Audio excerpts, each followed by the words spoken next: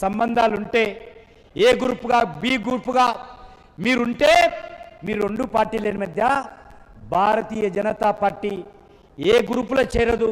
మేము ఉండేది తెలంగాణ ప్రజల పక్షాన మాత్రమే అని సందర్భంగా మనం చేస్తూ ఉన్నాను.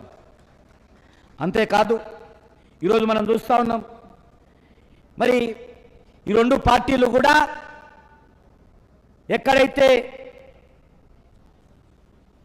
తేడా లేదు. అందుకే బీఆర్ఎస్ పార్టీ కానీ కాంగ్రెస్ పార్టీ కానీ రెండు పార్టీలు ఒకటే.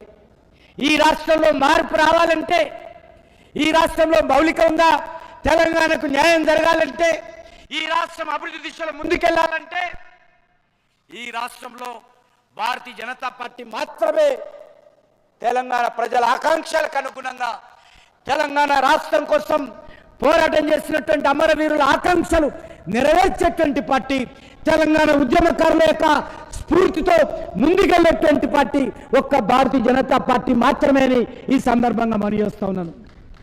ఈ రెండు పార్టీలకు తేడా లేదు. ఈరోజు ఏ రకంగా బీఆర్ఎస్ పార్టీ అధికారంలో ఉన్నప్పుడు వ్యవహరించిందో ఈరోజు కాంగ్రెస్ పార్టీ అధికారంలో ఉన్నప్పుడు కూడా అదే విధంగా వ్యవహరిస్తూ ఉన్నది.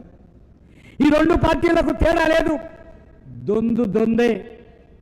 Congress party BRS party దొందే.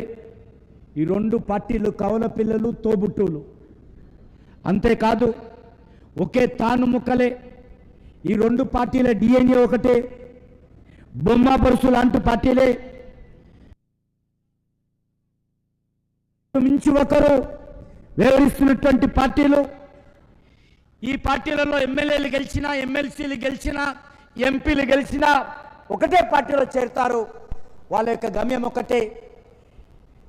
కాంగ్రెస్లో చేరితే కాంగ్రెస్లో గెలిస్తే బీఆర్ఎస్లో చేరుతారు, బీఆర్ఎస్లో గెలిస్తే కాంగ్రెస్లో చేరుతారు. గాంధీ భవన్కు తెలంగాణ భవన్కు ఈ రెండు పార్టీలకు తేడా లేదు అనే విషయాన్ని తెలంగాణ సమాజం అర్థం చేసుకోవాల్సిందిగా నేను కోరుతా ఉన్నాను. ఎవరు గెలిచినా ఎవరోడినా చివరకు వీళ్ళ గమ్యం ఒకటే. వీళ్ళు రెండు పార్టీలు కూడా అవినీతి పార్టీలే, ఈ రెండు పార్టీలు కూడా అక్రమాలు చేసేటువంటి పార్టీలే, ఈ రెండు పార్టీలు కూడా అధికార దుర్వినియోగంలో ఒకరికి మించి ఒకరినటువంటి పార్టీలే, అక్రమ వసూలు చేసినటువంటి పార్టీలే. గతంలో కేసీఆర్ అక్రమ వసూలు చేసి దేశంలో బీజేపీ వ్యతిరేకంగా అనేక ప్రాంతీయ పార్టీలకు డబ్బులు పంపితే ఈరోజు కాంగ్రెస్ పార్టీ మరి రాహుల్ గాంధీ నాయకత్వంలో, ముఖ్యమంత్రి నాయకత్వంలో తెలంగాణలో కూడా వసూళ్లు చేసి వందల వేల కోట్ల రూపాయలు కాంగ్రెస్ పార్టీ ఢిల్లీకి అధిష్టానికి పంపుతున్నటువంటి పరిస్థితి ఉన్నది. ఈ రెండు పార్టీలు కూడా కుటుంబ పార్టీలే. అది బీఆర్ఎస్ పార్టీ కానీ కాంగ్రెస్ పార్టీ కానీ ఒక కుటుంబం అజమాయిషిలో నడిచేటువంటి పార్టీలే. ఈ రెండు పార్టీలకు తేడా లేదు. ఈ రెండు పార్టీలు కూడా ల్యాండ్ మాఫియాను ప్రోత్సహించేటువంటి పార్టీలు, లిక్కర్ మాఫియాను ప్రోత్సహించేటువంటి పార్టీలు. బెల్ట్ షాపులను తీసేస్తామన్నటువంటి రేవంత్ రెడ్డి 7 నెలలలో ఒక్క బెల్ట్ షాపును కూడా తొలగించలేదు.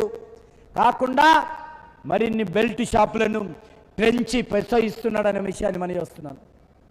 సంవత్సరానికి 40,000 కోట్ల రూపాయల ఆదాయం కోసము తెలంగాణలో వేలాది లక్షలాది కుటుంబాలను రోడ్డున పడేసినటువంటి ఘనత గతంలో కేసీఆర్కి దక్కితే అదే బాటలో ఈరోజు మరి కాంగ్రెస్ పార్టీ ముఖ్యమంత్రి రేవంత్ రెడ్డికి దక్కుతుందని మనం వస్తున్నాను. ప్రజలను వంచి లిక్కర్ ఆదాయాన్ని పెంచుకుంటున్నటువంటి పరిస్థితి, కాంట్రాక్టర్ నుంచి కమిషన్లు వసూలు చేస్తున్నటువంటి పరిస్థితి, ఉద్యోగ భర్తీలో జాబ్ క్యాలెండర్ ప్రకటించడంలో గతంలో కేసీఆర్ మోసం చేయడం జరిగింది తెలంగాణ విద్యార్థులను, యువతను.